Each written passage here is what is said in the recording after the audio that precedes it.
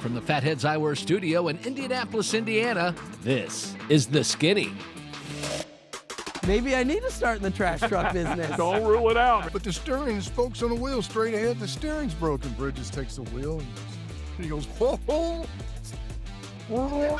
He's airborne, and then I'm above him. Inverted. All at the same time. Yeah, you're just like, wow, that's a wild picture. He gets behind the race car and he tells me if I'm good or not, and if I'm good, he'll go, perfect. I hang up on the guy. I go, who's this? This is Deion Sanders. I go, yeah, nice try. See you later. Bounce and then this insane roll. That thing sent it. I hate qualifying. It's the worst. It's literally the worst thing you could ever do. But I'm smooth and creamy like milk chocolate. Have you ever not saw a Hershey bar that did not look good? Hi, I'm Tony Stewart. I'm Mario Andretti. I'm Johnny Rutherford. I'm Angel Sampe. I'm Travis Pastrana. This is Antron Brown. I am Scott Goodyear, and this is The Skinny.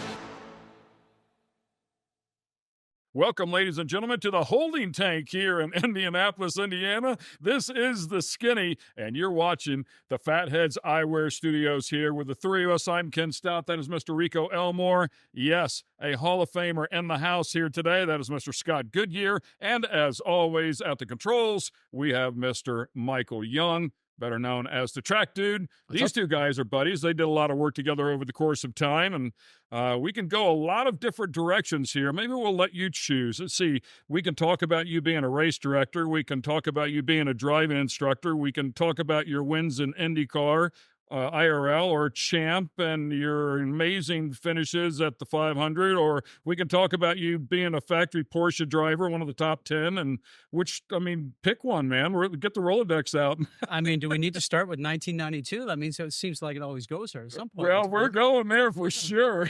You know, how many times have you relived that one? Oh, many times, you know, and race director job that I do now, Al Jr. was with a team for a few years in our series, so I saw him every day because he's never bought me lunch ever since he won. And I keep looking, is today the day? And Does he always stand right in front of you, by the way? Yeah, just an inch. Yeah. But, you know, I always get him. I can be driving along in a rental car once in a while, and, you know, and how the mirror says objects are closer than they appear. And just for the and giggles, I'll turn around, take a picture of that and send it to him. I go, oh. For our fans at home, if you're not familiar with it, certainly you can Google it, but 1992, Scott Goodyear finished second in the Indianapolis 500 to Al Jr. by what is still the closest margin of all time for the Indianapolis 500, 0.043 seconds. So 400ths of a second. That's a blink of an eye, man. And both of you guys dug hard. It was a great race, but had it been 11 laps shorter, Michael Andretti was dominating that race. He had us covered all day long. And a quick story on that, you know, Derek Walker was my team owner. I kept calling there. I'm doing laps at 223, 224, you know, and race pace and all that. I think I'm doing pretty good. So I call ahead, and I know, and at that time I was second. I call ahead to Derek. I said, where's Michael? How far is he? I'll get back to you on that. Okay, so a few more laps are going around like that. And I'm going, Derek, where is he? And all this sort of stuff. He gives, just don't worry about it. And then after the race, he told me, because, you know, Michael's doing 226, 227, just had us covered. Darren didn't want to deflate me and just tell me he had no chance, right? But Al and I really had no chance. Michael had us covered all day. Yeah, I think the spread, as I was watching it, was in excess of 30 seconds at one time. Yeah, I mean, he was just gone with the motor plant that he had. It was one of those deals. But Derek, you know, it was I only got to IndyCar in 1990 at the Indianapolis Motor Speedway. So, I mean, Al and Michael had been there. Al had been there since 83 or something, and also, and Michael not far behind. So for me, yeah, I mean, really the rookie stripes were still on me compared to those guys. But I guess Derek didn't want to tell me, like, you really have no chance. He's 4 miles an hour faster than you. He wasn't going to tell me that. It's funny you say that, because you would think, you know, after a year, certainly 2 years, you're so comfortable there. You've had so many laps there in a 500-mile race, all the practice before the race, the qualifying tension it takes to get into the field. But you sit here and say your third year, you still felt like you had rookie stripes on. Did you ever get comfortable there? I did, for sure. And I think that race went a long way to making you understand. But I mean, I look at it, most people can go look at it right now. I wasn't placing my car where it really needed to be placed. I didn't have enough experience to understand, you know, the turbulent air. Yes, I understood turbulent air, maybe not so much in that, you know, a dogfight, if you will, type thing. But, you know, I didn't do any ovals. I did ovals. My first time was sitting in an IndyCar at Phoenix, Arizona, doing a test. in the beginning of 1990. I didn't go through Super V because I was in Europe and I was in Canada doing road course stuff. So, I mean, ovals was completely new to me. If I had done the training ground on Super Vs or into Indy Lights, where it is today, maybe I would have had a shot at that. But no, the rookie stripes were falling off the back of my helmet. And ironically enough, your 5 wins are all at ovals. You know, and it's crazy. It's, and and I will tell you that the second day of testing in the IndyCar, Arline Dyke was my teammate that year, 1990. So, although we were running 2 separate teams, he had a Chevy powered, I had a Jet powered. And so the first day at Phoenix, and I'm, as I should be, 0.8 of a second off or whatever it was. So like, oh, man, so you go back to the hotel, you think about things, you get up in the next morning. I know how to go faster. I'll just put my foot into it a little bit more. Well, not that I remember it completely, but at 10:38 the next morning, it didn't work because I hit the turn 1 wall and I thought I know nothing about setting up a car in an oval. So I went to school and started talking to people and reading about stuff and just asking a lot of questions, absorbing it because I wasn't on ovals. Didn't know that you completely set up differently. Damn, it's getting cold, so you take one hand and stick it underneath your armpit to try and get your fingers warm, okay? The Skinny is brought to you by Fatheads Eyewear. Fatheads Eyewear, hardcore since '04. And American Coach. Innovation is our life force. Welcome back to the Fatheads Eyewear Studio. This is the Skinny. Great to have Scott Goodyear on the show with us here today, laughing as always during the commercial break. I want to bring Michael in here because these two guys have worked together a lot, with Michael doing a lot of pit road work over the past 25 years. I'll be kind to you. Has it been 35? Just about 10, but thank you.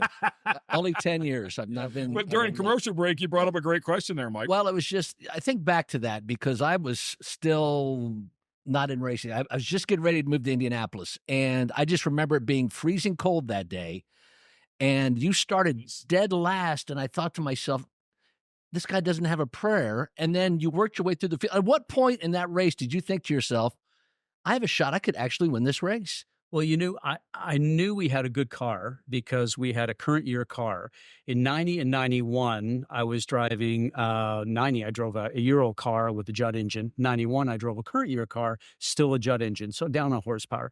In 92, I got there, had a current year car and a good Chevy engine, and it was just like it became fun.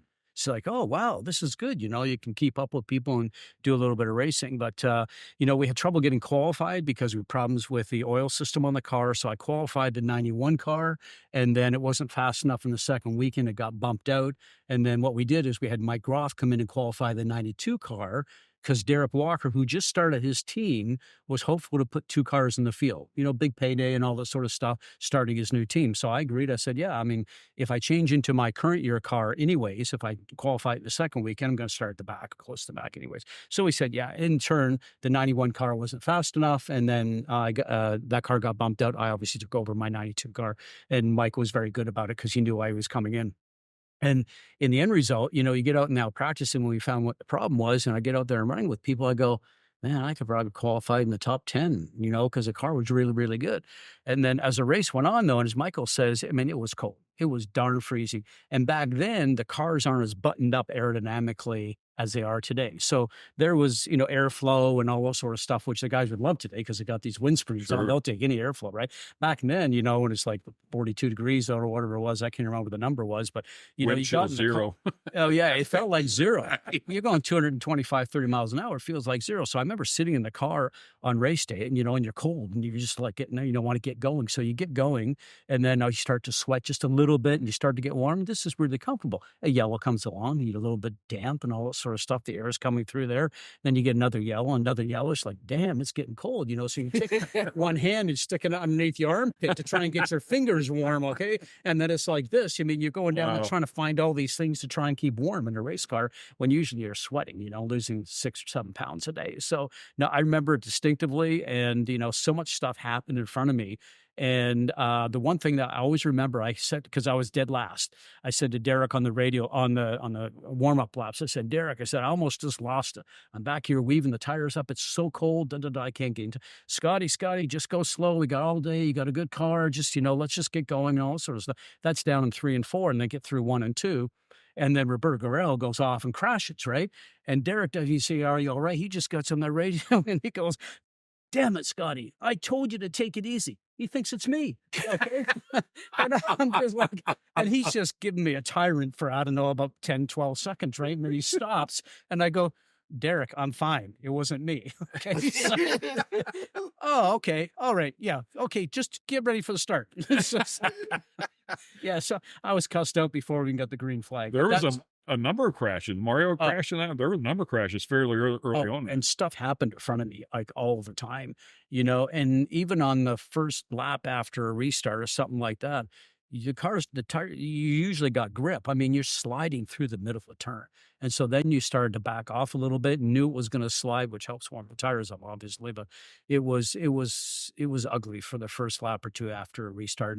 And restarts, everybody's getting on it. And back then, the stagger was a lot bigger than we had today. So the rear stagger was so huge, and the horsepower you had, you got on the thing, you really need to make sure that you were feathering it in. And when the turbo kicked in, you just had obviously umpteen horsepower. And you know, the thing always wanted to turn left. I mean, those cars back then, staggers or whatever they were, 52, 55, 58. I can't remember exactly the number. I mean, you feel like, the steering wheel here and there sitting with a grandstand, right? So, yeah, it was tough. It was tough. So that changes your life.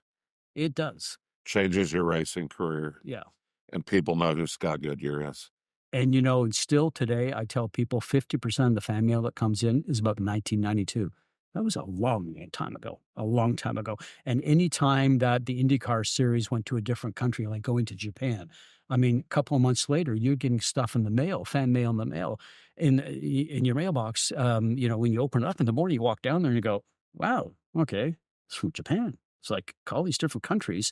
And it's always about 1992. I didn't realize how powerful Indy was and what it meant until I stepped out of the car. And then when I started to do television with Paul Page, he said, hey, let's be upstairs when the cannon goes off. You get to see everything that happens here. And I'm going, Paul, I've been racing here for like a dozen years. I know it all. And, you know, I understand what happens in the morning, been through all that. And he goes, no, you don't really understand what goes on here. You need to come. So that was when the television booth was a white hut on top of the grandstand on the outside of the racetrack. So we get up there, you know, at 5:30 in the morning with a coffee and all that sort of stuff. And then the bomb goes off and all that sort of stuff. And I'm like a goofball at the front of the window, right, overlooking the grandstand. And Paul's beside me. And I go, Paul, look what they're doing here. And he just let me go on for like a half an hour. And he looked over and he goes like that. He goes, I told you. You didn't know what's You've going been on. racing here for a dozen years. Yeah. And so I took it all in. I'm thinking, the marching bands, all this sort of stuff. You know stuff's going on out there. But you're in the garage and you're so focused. Yeah. I mean, I always tell people, you don't know the world exists out there. You can't know the world exists out there. Your entire world is right there. World. You know, from the morning you get up. And my wife used to always say to me that, you know, when the month of May came, it's just like you checked out for 30 days. And you have to.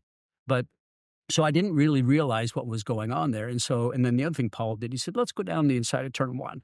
I said, no, let's go down there. So I went down there and we got off the golf cart and we're standing, you know, as you came with a television pass very, very close. And you can hear them whistling go by like that. And I go, if I had done this before I was going to race you, I'd never made done this.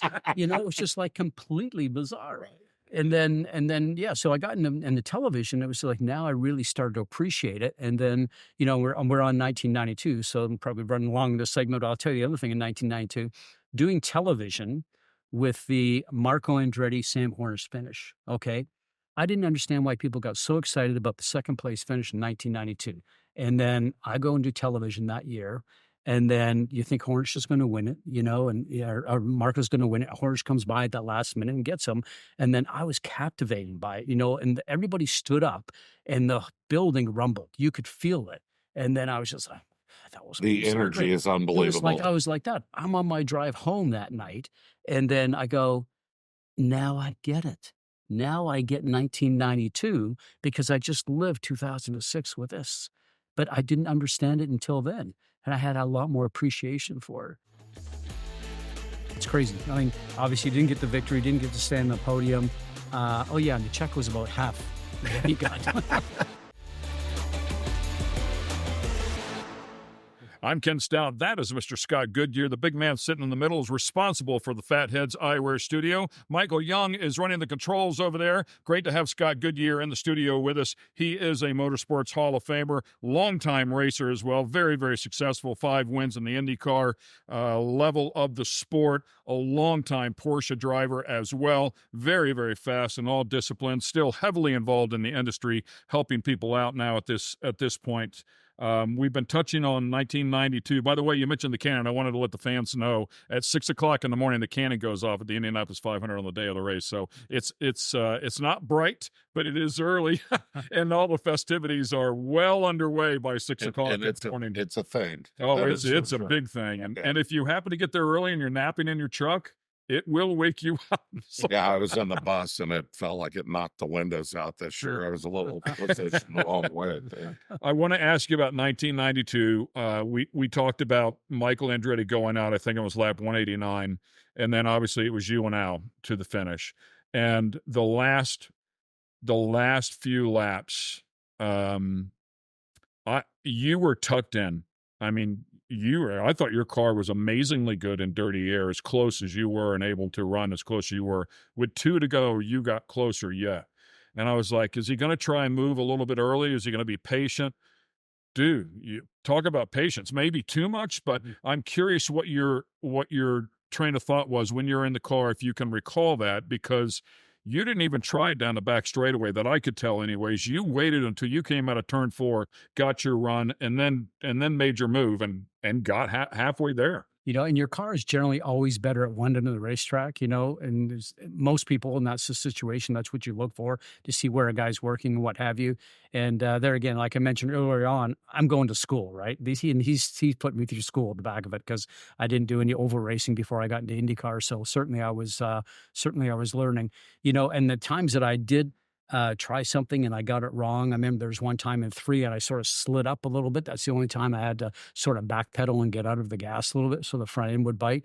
But yeah, I go back and look at it now. Would I do things differently? I probably would have. But you know, you were never in that dogfight before.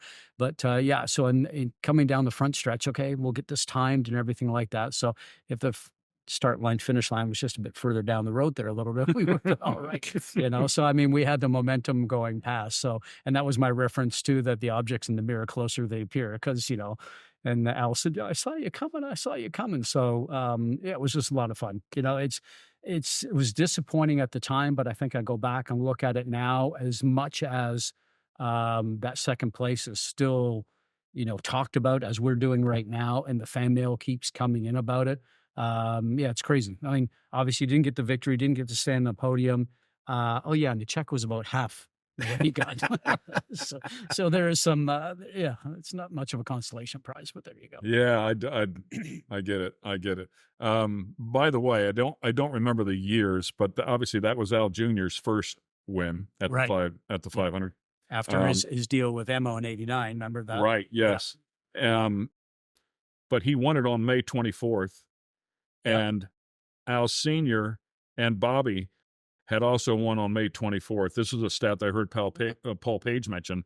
And it was the only 3 times that the race had been run on May 24th. How about that? How about that? Wow. I thought it was a super cool little stat that Paul Page pulled out there. So yeah, a special moment for Al. We love Al here, and I'm sure you're buddies with him as well. We'll get off in 1992, but man, oh man, what I'm glad you were here to really talk about that race, and I'm sure a lot of people wanted to hear some insight on that because it was a dogfight once Michael was out of it. Yeah. And like I said, and thank Michael for falling off because it gave us a limelight, right?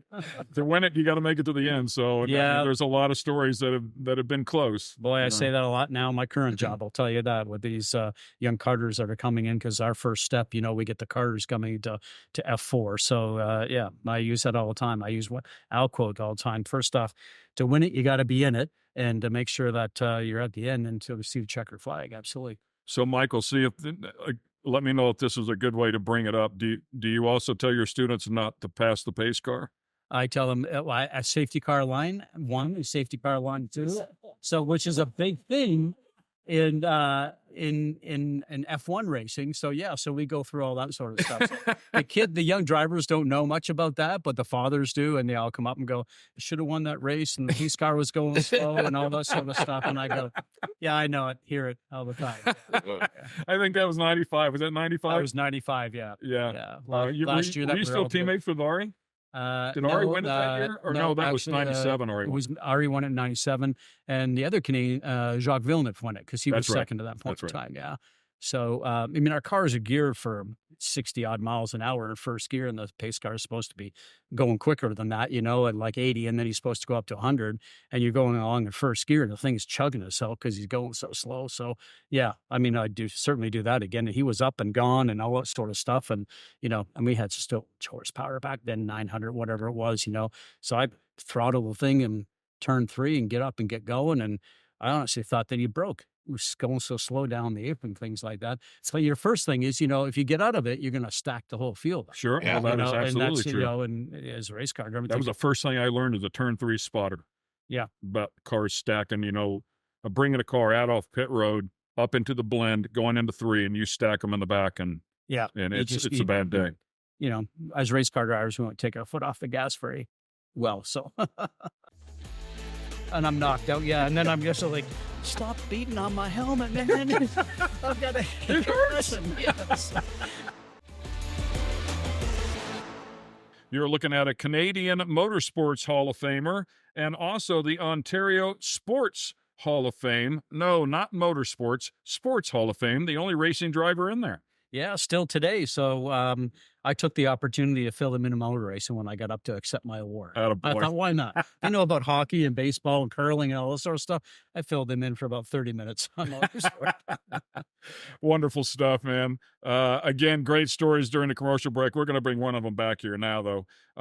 Talking about your time at the Speedway, man, there's so much. You know, we could probably do 4 shows with you, but it's so hard to get away from the 500. But as Michael was just talking about before, you had a big moment out there at the Speedway as well, coming off turn 4. Yeah, and obviously turn 4 and then turn 2, which was the crash that ended up my second broken back. And last year that I was there, so sort of Dr. Trammell said, you shouldn't really be hitting him on wall. So, I mean, I sort of just went sports car racing after that. But yeah, I hit the turn 4 wall, and I thought, oh, got away with that one, not too bad, you know. Missing a few wheels and things like that. You don't have control of the car. And as it's sliding and turning sideways, you know, you sort of look out the cockpit a little bit to see where you're coming. And there's the attenuator. And I thought, oh, this is going to hurt. And it did. And I got knocked out and sort of slid into the first couple of pit boxes there on the entrance to pit road. And I was driving the Budweiser Lola at that time. And then the first guy to the car, I didn't know it at the time, but the first guy to the car, my old team owner, Derek Walker. And he's banging on the helmet, goes, Scotty, you all right? You all right? And I'm coming to and all that sort of stuff. And I come to and So you're knocked out. and I'm knocked out. Yeah. And then I'm just like, stop beating on my helmet, man. I've got to listen. Yes. We laugh about that now. But yeah, I mean, he was literally just scared to death, Oh, I'm obviously, because we're good friends. And sorry I did that to him. But yeah, I mean, you don't control a car when it's missing wheels. I mean, I've never found it to work well whatsoever. Yes. Apparently it was hard enough with the wheels on. So Yeah, that year was. Let me tell you that. We only won one race that year, and that was at Michigan at the 500. I'm probably lucky to do that. It was a difficult year. What team was that you were with? It was Kenny Bernstein's team. I totally Oh, forgot okay. about Kenny Okay. Bernstein on the IndyCar team. That Yeah, so he Just owned it just for associate for him with time. funny car. Yeah, so we so it was, and Kenny is a great guy. I mean, I'm sure you guys know him. I mean, he was absolutely great to work with, and we we started off the season well. We went to Phoenix to do a test the year before, 93. I was on the pole at Phoenix in the IndyCar race and had broken Rick Mears' track record. I mean, the car, we were really going well. I was really starting to understand the ovals and things like that. And then we went back there. We made some changes to the car, and we just never got the thing back to where it was supposed to be. So, yeah, in my childhood hero when I was growing up, you know, you have somebody in IndyCar in Daytona and what have you. So that year in 93 when we qualified on the pole, Mario was on outside pole. I mean, I'm sitting there looking over at royalty. It's on, you know, it's like, then you sort of, that was when we talk about things. I mean, I've been there for a couple of years. That was the first time I really felt like I belonged in IndyCar. because you were racing and you were doing okay. But that's when you go out there and you qualify and you're on pole and you beat everybody else. And I thought, okay, I think I really deserve to be here. Even winning the 592, yeah, you won. It was a race, but for me, it was like, okay, if you're on pole, then I felt like, okay, now I feel like I should be here. Because I remember going to my first big drivers meeting and looking around there, and you got Mario and Fittipaldi and Ray Halls and Sullivan and all this sort of stuff. And there's this kid from Canada. I'm going, the hell am I doing here? And it's just, it's like, I should be here with a hockey stick or something like that. It felt really, really weird. Yeah, and I don't recall the year, but I do know you qualified on the front row one year. You qualified third.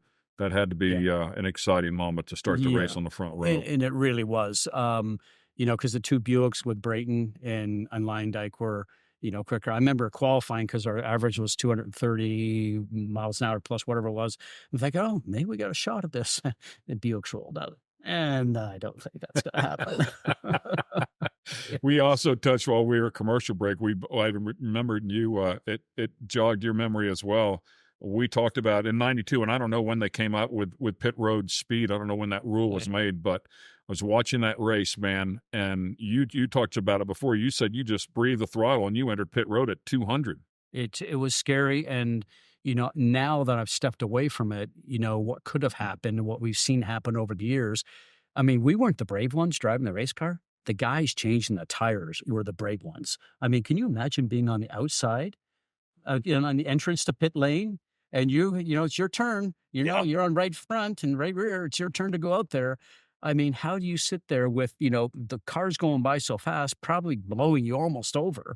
I looked at that and I used to think that we were crazy. Now I'm away from driving the car and doing what I'm doing and being responsible for race drivers on racetracks. It's like, we weren't the brave ones. The guys changing the tires were the brave ones. And not that a helmet would have helped much in that situation, but they didn't have helmets or anything then either. So no, can you imagine that? And then they slowed it down to 100 and it felt like walking.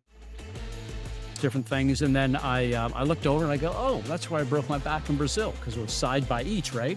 And he goes, no, that's where you broke your back today. And my wife looks at me and The Skinny is brought to you by American Coach. American Coach, innovation is our life force. And Fatheads Eyewear.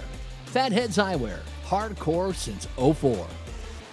welcome back to the Skinny here. Having a great time with Mr. Scott Goodyear, who's joined us in the studio. A lot of conversation about the Indianapolis 500, as you would expect, and certainly his experiences there at that speedway. Let's shift gears and go a little bit into sports cars here, because he had a wonderful career there as well. I touched on it a couple times, your success behind the wheel of a Porsche. You also won the 24 Hours of Daytona and a Jaguar. Great effort there, and I believe finished second in class and third overall at the 24 Hours of Le Mans. Did with the Porsche factory, yeah. So that was, that was interesting. We talked about not being on the podium if you finish second at the Speedway, which obviously we did a couple of times. So you don't get to live that a little bit, But at Le Mans with the in 1996 with the Porsche factory car, we finished first and second in class, and then which was sort of great for the class that we were in, and then second and third overall. So our sister car was first in class, we were second, and it was just a great experience. Hans Stuck and Bob Wallach and Terry Bootson in the first car, and then Yannick Damas and Carl Wenglinger and myself in the next one. So, I mean, for me to go there and experience a factory ride and a Porsche factory ride, it was tremendous. And I was at Weissach doing some testing before that, and I got in there, and it's just like, when you're with a factory effort like Porsche, you realize that it's just up here. It's a completely different level, and that was great. And I mean, I was the factory at with a Jaguar and with Scott Pruitt and Davey Jones, and we won the GTP class in Daytona 24-hour. And that was the year they allowed the international cars to come in, so we were second overall, but first in GTP. And great program run by Tom Walkinshaw. So really has seen some of those levels at the very highest. And it's interesting for me because I went and did my test at Road Atlanta to see if I was going to be in the Jaguar team. So I pulled in there, and the Goodyear tire truck is there, and there's tires all over the place and what have you. And there's so many tires that the tire truck, I pulled up to Jaguar, and then the guy that was running the team, Tony Dowd, I said, who else is testing with us here this week? Because we had 3 days of testing. He goes, No, we got the track by ourselves. Why do you ask? I go, well, there's like enough tires down here at the Goodyear tire truck for a weekend. And he looks at me and goes, yeah, they're all ours. I was just like, and I'm just looking at it. And I'm just going, wow, because there are different compounds back then, Sure. and Drive 7. I want a new set of tires. it's just but you were testing all that sort of stuff, and we just went through stuff all day long. And I thought, okay. And then it's sort of like you probably understood how the Penske team operates compared to what you're at, So, no, it was great. And just to get those rides, I think, and then also with the Audi factory, had an opportunity with the Audi factory and ran the endurance races here in America. And Hunch took again, and then Walter Roll was in what I call the tall guy car. And then Hurley Haywood and I were in the car for as normal. Oh, I did read where you drove with Hurley Haywood. Did he ever run a Corvette? No, because he was all Porsche all the through the Porsche days, with Greg, and then he moved into the Brumos Porsche. Yes. And then you're correct. so we did a ton, and then actually through my association with Hurley, and then the France family, when they first started building Daytona prototype cars here, which was done by Dave Clem here in town. I drove the first Daytona prototype car without bodywork on it out here at Putnam Park. Very first car that was ever done. Really? So yeah, Was that Riley? and that was Riley when they did that? It was Riley came in after it. After that, okay. But that was Dave Clem car, and then Hurley flew in with France, and then they looked at it and watched me do the testing, and then the car went off, and then 2 weeks later we were testing at Daytona. And it was Hurley Haywood, JC France, and myself in that car. And it was just neat. And so, Hurley flew up and Jim France flew up just to watch us run the car. And so I got involved in a lot of sports car stuff, but a lot of association with Hurley. And I did a lot of sports car stuff after I finished IndyCar, because when I crashed at Indianapolis in turn 2, the last year that I ran here, and that was my second situation with a broken back. I remember Dr. Trammell telling me, because I was down at Methodist, he goes, I think you shouldn't be hitting any more walls. First did T10, 11, and 12, and then L1, 2, and 3. And the first time I was in Brazil when I got crashed, we had a rear wing failure. So I broke 3 vertebrae, and I got flown back here to Methodist and all that sort of stuff. And then my wife wasn't with me at that point in time. So this one here at Indianapolis, she was there. And so they take all your x-rays and stuff like that. You got the brace on, and the doctor comes in at that point in time because the race is still going on. And he takes his pen out back then, and they circle. And I'm knowing where all you broke your stuff in your body, right? That. I got plates and screws and various different things. And then I looked over and I go, oh, that's where I broke my back in Brazil, because it was side by each, right? And he goes, no, that's where you broke your back today. And my wife looks at me, my wife looks down at me, she goes, oh, good. You broke your back again. I don't think she was impressed. You asked him where he's been, and he goes, yeah, he hasn't been around for it. He didn't know he went to jail. Welcome back to the Skinny. Having some fun here with Mr. Scott Goodyear, who's joined us in the studio. Great to have him with us, man. The stories are endless. Certainly enough material there to do a couple, 2, 3 more shows, I think, as we bounce around here. By the way, voted IndyCar most popular driver one year. What an outstanding award that is. That was fun. Yeah, and came with a Harley Davidson motorbike award. And realize how well that went over when I took it home. See my wife see that. Hey, honey, let's go for a spin. Never got on it. That's what I was going to say. How quick did that get sold? So that didn't last very long. I think of after being a wife of a race car driver and living through all that as she was doing at that point in time, she just didn't have the bandwidth to be wondering if you're going to come home on the motorcycle. I'm done with this right now. Hey, man, let's talk about your broadcasting career. You were up there in the booth for a long time with Paul Page. Don't know if you had any other hosts that you worked with across the time. Paul and Todd Harris and Marty Reed and Alan Bestwick. And then I started my career. I was so lucky because you had the help of Paul Page and Bob Jenkins. And I can't tell you those 2 guys. I mean, 2 of the best. They were 2 of the best and took me underneath their wing. And there's so many stories. I mean, just a quick story on, I know I can help you fill this sort of stuff up, but we get doing that. And then I don't know why, but we would pass probably, 100 good restaurants before we'd get to the restaurant that those guys wanted to eat at the end of the day. And it just got to a thing. And then I kept saying to them, because Paul was always in the right front seat as a co-pilot and Bob was in the back. And I go, dude, we're passing like 20, 30, 50 good restaurants here. We're going like, another 40 minutes. Oh, it's great. It's great. And it was all great food. But, I'm a guy that goes to Waffle House. Okay. Yeah. I like Waffle House and I'm pretty happy at that, not every day, but that's my sort of thing. Right. And I love great restaurants, but that was sort of funny. And Paul was, well before phones and all that sort of stuff, he wanted to navigate. Well, don't let Paul navigate anywhere because it doesn't work. Okay. It's just is not working. You're not the first one to say that, by the way. And then it's just like, and Paul, we're coming home from Pikes Peak one time and it ran late because of the rain and we're trying to get to the Denver airport and Bob's in the back and God love Bob, he would never wear a seatbelt. I don't know what the deal was because he always wanted to hold on to seats and sit up front and talk to you and all sort of stuff. So we're going and we're probably going pretty quick because I'm driving and, I'm not going to say the speed, but we need to get there because there was no flights until the afternoon next day. We didn't want to connect. So we're going on. I'm going, Paul, I think this is the exit. And the windshield wiper's going, no, let's keep going. It's one more. I'm going, Paul, no, this is the exit. I'm sure. One more, I'm telling you. So anyways, we're, the ramp's gone this way. And Paul goes, and I knew what he was going to say because it's like we missed it, right? Well, I turned right. We went through the ditch, up and through there. The wheels are in the air, and we landed, and we're now on the ramp.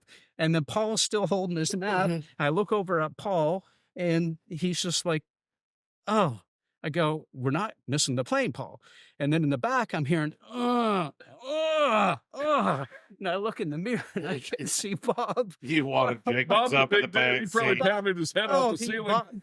Bob's all getting up. He's like that. And I'm saying, Bob, you okay? I'm sorry about that. And I go, here, I'll pull over. Don't you pull over. And I'm missing the flight. Keep going. And Bob, After all that. yeah, Bob put his seatbelt on after. But so many good stories with those guys. It was just absolutely just great. Yeah. And one funny one that I'll tell you on that, I was working with Paul and Bob Tezak, who we know that used to own Uno card game and that sort of stuff, was involved in IndyCar racing, got involved in ownership with my team after Doug Shearson had some health issues. So Bob came in and bought it. And then unfortunately, Bob went to jail for a little time because he, had some issues and stuff like that.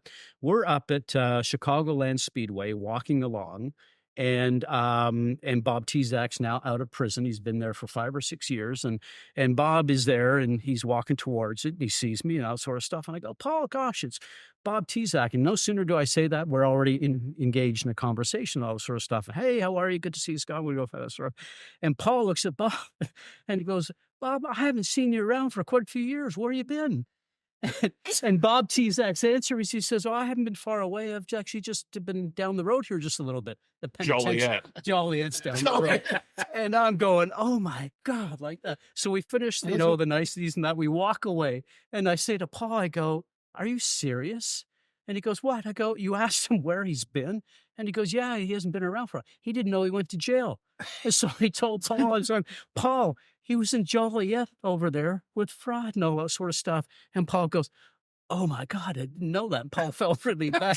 He took off and went and looked for him and that sort of stuff. And I'm at this point, I can't even talk. I'm busted laughing, right? It was you just need the camera going for that. Perfect timing. I just laughed at that.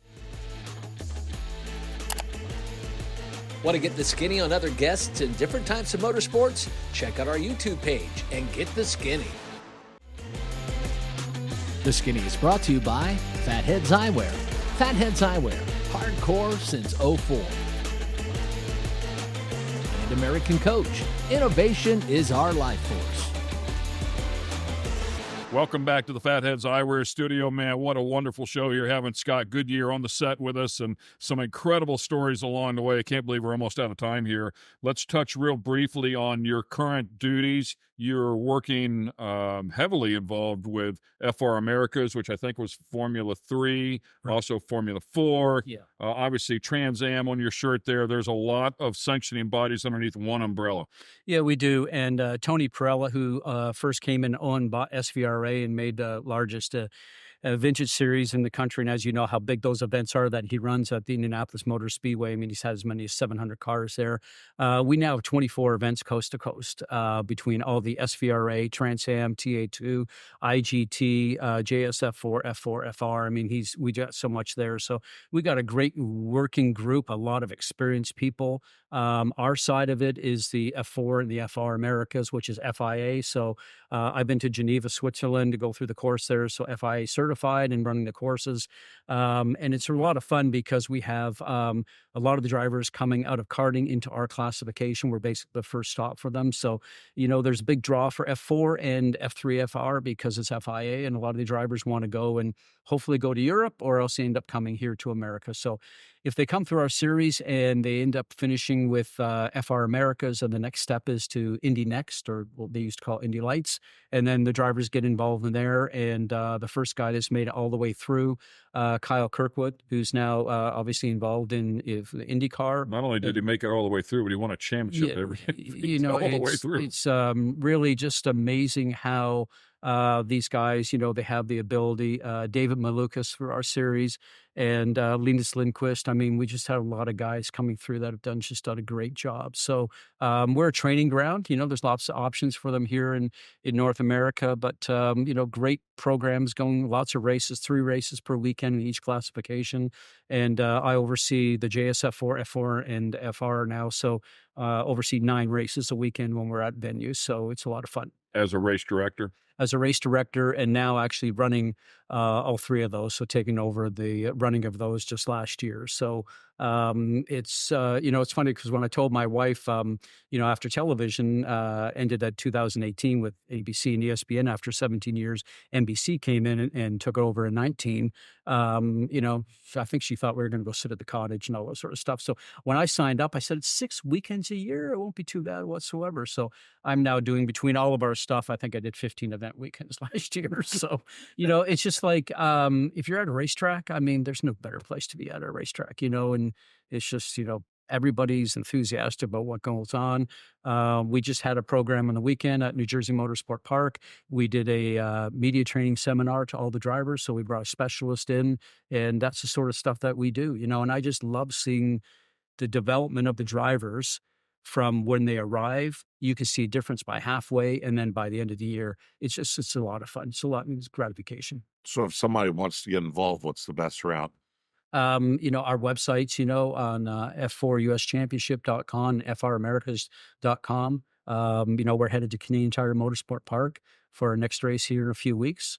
And then we run COTA after that. I mean, it's a lot of racing, a lot of work. And I love, like I said, seeing the drivers grow. And I always tell them the story that this is hard work, and you'll have great race weekends. You'll have bad weekends too.